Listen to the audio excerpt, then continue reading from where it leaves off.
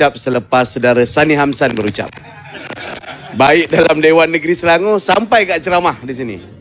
Baik tahun 2006 sampai tahun 2022. Selalu kalau ceramah dengan Sani ni, lepas dia ceramah, letih sikit. Dia tuan-tuan dan puan-puan tak apa. Dia tukar ceramah dah Sani sekarang ni. Dia masuk isi dulu, lepas tu baru dia mulakan ceramah. Dan saya ni, okey ni. Okey.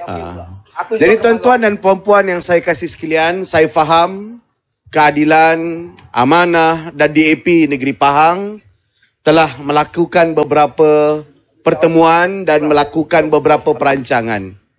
Dan ini adalah sebahagian rancangan kita untuk melancarkan sebuah jelajah pertemuan dengan rakyat yang bukan hanya ceramah tetapi pertemuan langsung daripada pagi sampai ke petang. Dan kita mulakan simbolik kita di kawasan Indra Mahkota ini. Sebab kita nak bagi tahu kepada semua orang, terutamanya rakyat Pahang, bahawa walaupun kita sebut tak sesuai pilihan raya sekarang, jangan buat pilihan raya, tetapi kita kena bersiap sedia. Kita kena terangkan kepada rakyat. Kita kena maklumkan kepada rakyat. Maklumlah, dah 2 tahun setengah selepas daripada Sheraton Move, kita berdepan dengan pandemik COVID-19 dan pelbagai perkara. Naratif serta perjalanan politik dan suara politik dalam negeri dan negara kita dikuasai oleh satu-satu pihak saja, iaitu pihak UMNO, sebelum itu pihak Perikatan Nasional. Saudara dan tuan-tuan sekalian, kita berada di Indra Mahkota, kawasan yang telah diberikan kemenangan semenjak 2013 yang lepas. Dan kawasan ini turut telah memberikan kemenangan pada 2018. Tapi wakil rakyat yang terpilih telah memilih untuk keluar daripada Pakatan Harapan, menjatuhkan Pakatan Harapan walaupun beliau adalah Ketua Sekretariat Pakatan Harapan dengan alasan apa? Apa alasan mereka sebenarnya, tuan-tuan? Alasannya, kononnya, pada ketika itu, Pakatan Harapan bukanlah satu permuafakatan yang stabil dan kukuh. Ini alasan mereka. Dan tu dia kata pula, kawan-kawan dia sebut juga, muafakat nasional, UMNO dengan PAS, tidaklah mewakili representasi dan perwakilan rakyat. Dan tidak akan menjadi satu perwakilan yang kukuh. Jadi, kena buat satu coalition yang lebih kukuh. Coalition itu kodenya adalah Coalition Perikatan Nasional. Saya beritahu mereka, jangan cabar suara rakyat.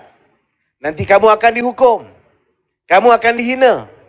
Jangan ambil keputusan atas kehendak dan nafsu pribadi. Tapi mereka ini tersilau, tertipu. Ada yang gairah nak berkuasa, gairah nak posisi yang lebih tinggi. Buat langkah. Yang langkah ini sampai ke hari ini, tuan-tuan, sampai ke hari ini. Selepas langkah Sheraton, lepas langkah pengkhianatan dan pembelotan beberapa wakil rakyat, Pakatan Harapan dan Keadilan terutamanya, Malaysia tidak pernah adil, stabil, aman dan damai. Tak pernah. Kerajaan campuran Perikatan Nasional campur UMNO dan PAS bertahan 17 bulan. Kita 22 bulan. Ismail Sabri daripada UMNO Barisan Nasional baru masuk 14, tak silap saya. 14-15 bulan. Now suara daripada UMNO, parti dia sendiri, desak dia untuk buat pilihan raya atau berdepan tindakan hingga mungkin kena pecat daripada Perdana Menteri. Ekonomi negara. Beberapa hari lepas, ketika kita mesyuarat Pakatan Harapan Negeri Selangor, saya lihat tukaran kita dengan Amerika Syarikat sekarang RM4.64. Sebelum itu RM4.54. Sebelum itu RM4.44. Sebelum itu RM5.30. Maknanya makin lama makin buruk, makin buruk, makin buruk. Kalau kita dengar tadi tentang hutang negara, yang Berhormat Mulia Tengku Zulfuri sebut tadi apa? Sampai trilion hutang kita. Malahan ada satu tulisan daripada Of The Age bulan lepas dedahkan kepada kita, tahun depan, tahun 2023, negara perlu berhutang untuk membayar hutang. Sebahagian hutang itu adalah hutang 1MDB. Maknanya, daripada kononnya nak jadi satu pakatan yang lebih stabil, perintah negara dengan lebih aman, damai, lebih kredibel kononnya, dengan perwakilan Melayu Islam yang jauh lebih baik, dan kononnya inilah formula terbaik dalam negara kita, Malaysia tidak pernah aman damai. Walaupun pembangkang kita Pakatan Harapan tercampak jadi pembangkang selepas kemenangan 2018, tidaklah buat tindakan macam dulu. Bukan, kami pun tahu.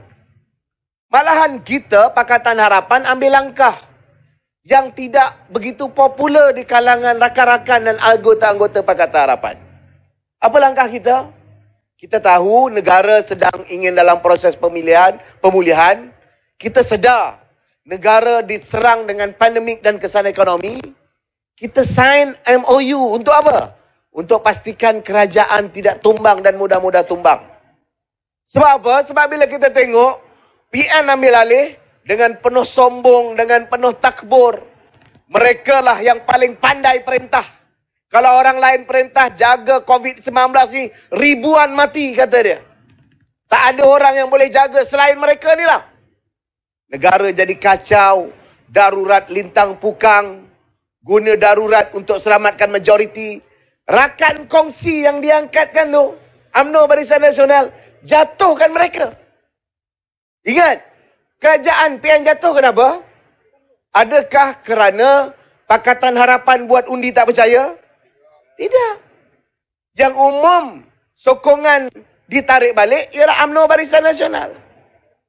Siapa yang tarik UMNO Barisan Nasional untuk bentuk kerajaan baru? Muhyiddin Yassin dengan rakan-rakan pembelot dan pengkhianat ini.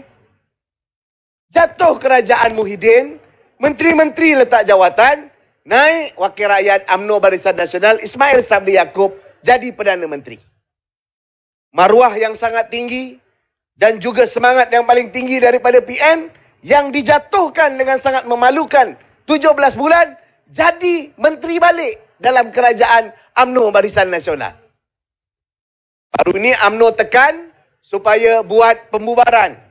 Kita didedahkan berapa belas? 11, 12 orang. Menteri-menteri PN tak nak sokong Mail supaya buat pembubaran.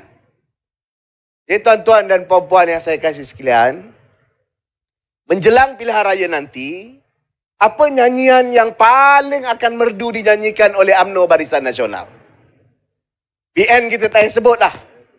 Sebab UMNO dan PN ini dia akan sebut, kita pun tak tahu percaya tak percaya sebab dia PAS. PAS ni macam biasa.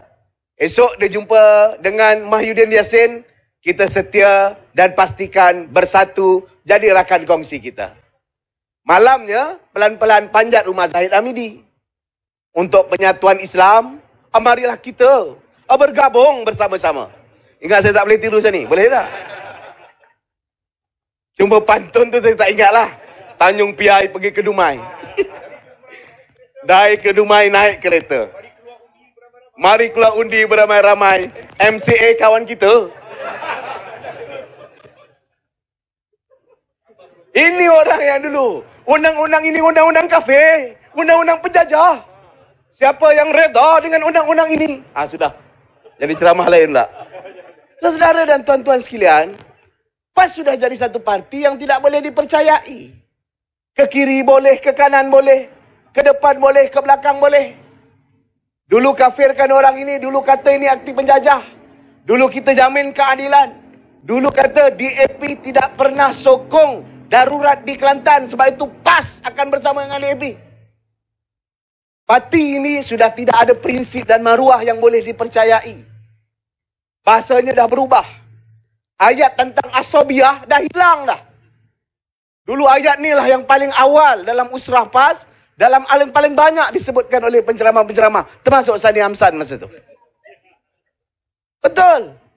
Dah hilang dah tentang asabiah. Asabiah sudah tak jadi satu dosa lagi dah. Dulu itulah yang diulang-ulang.